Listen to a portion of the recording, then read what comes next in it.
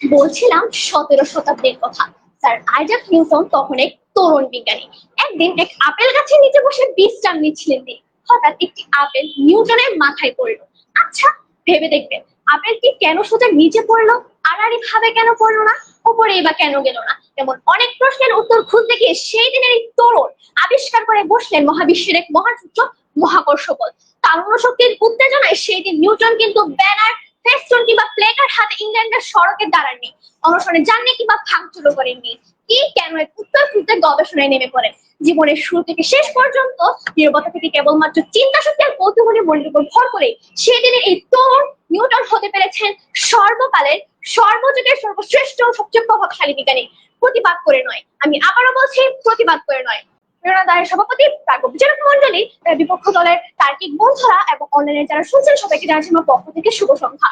ইতিহাস বলে যে দেশের ছাত্ররা প্রতিবাদী নয়, শুধু শক্তি পিছিয়ে পড়ে।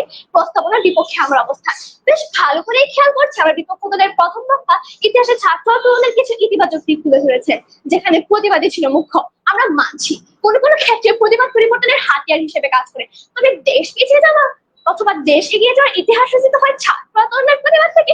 এই জায়গায় আমার যত আপত্তি। প্রেরণাদার সভাপতি, প্রাজ্ঞ প্রতিপক্ষ বলে বিশ্বাস করতে হবে যেখানে হাতুড়ি লাগে সেখানে সবই পেরেক নয়। আমি আবারও বলছি, যেখানে হাতুড়ি লাগে সেখানে সবই পেরেক নয়। প্রতিপক্ষ, আশা করি 3টি প্রমাণিত উদাহরণ সামনে আনলে এই বিষয়টি হয়তো আরো স্পষ্ট হবে। প্রতিপক্ষ বন্ধুরা নিশ্চয়ই অস্বীকার করবেন না, বিশ্বের অধিক মর্যাদার দেশ জাপান ও সিঙ্গাপুর। দ্বিতীয় বিশ্বযুদ্ধ শেষে জাপান প্রায় ধ্বংস হয়ে গিয়েছিল।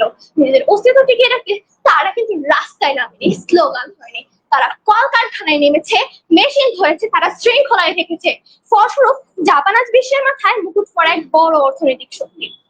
বলছিলাম এক কষ্টের কথা। ইচ্ছের বিরুদ্ধে মালয়েশিয়া থেকে সিঙ্গাপুরকে বিচ্ছিন্ন করে দেওয়ার ইতিহাস হতো প্রতিপক্ষ বন্ধুদের অজানা নয়। জাতিগত দাঙ্গা আর সিঙ্গাপুরের উদীয়মান অর্থনীতির ঈর্ষায় 1965 সালের 7 আগস্ট মালয়েশিয়া সিঙ্গাপুরকে তাদের ফেডারেশন থেকে বের করে দেয়। সেই দিন তো সিঙ্গাপুরের অবিসংবাদিত নেতা লি কুয়ান ইউ এক টেলিভিশন ভাষণে কেঁদেই ফেললেন। কাঁদতে কাঁদতে বলেছিলেন, "For me, it's a moment of anguish. All my life, I have believed in the unity of the two territories."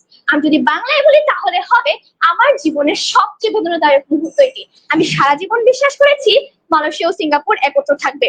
সেই দিন লি কুয়ান ইউ শুধু কেঁদেই থেমে যাননি কিংবা ঘটনার প্রতিবাদ করতে ছাত্র তরুণদের নিয়ে রাস্তায় নেমে পড়েননি। তিনি যা করেছেন তা হলো তরুণদের প্রতিবাদী নয়, বরং প্রতিশ্রুতিবদ্ধ করেছেন।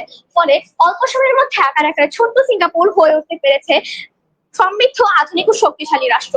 প্রতিবাদ না করেও উন্নত হয়েছে অনেক দেশ।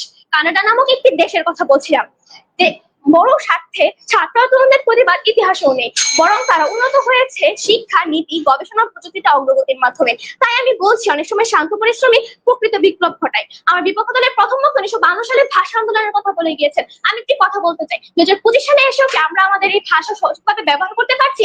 কেন আমাদের অফিস আদালতে এসেও অন্য ভাষা ব্যবহার করতে হচ্ছে? প্রশ্ন রইল, আশা করি উত্তর দিয়ে যাবেন। আমার মনে হয় এই 3টি বড় উদাহরণ উপস্থাপনের পর প্রতিপক্ষের বন্ধুরা আর উঁচু গলায় বলবেন না ইতিহাস বলে যে দেশের ছাত্ররা প্রতিবাদী নয়, শুধু সত্যি পিছিয়ে পড়ে, বরং বলবেন কথায় কথায় শাহবাগ গরম নয়, প্রজ্ঞাচরণে আসবে সেই বড় পরিবর্তন। ধন্যবাদ মাননীয় সভাপতি, ধন্যবাদ সবাইকে।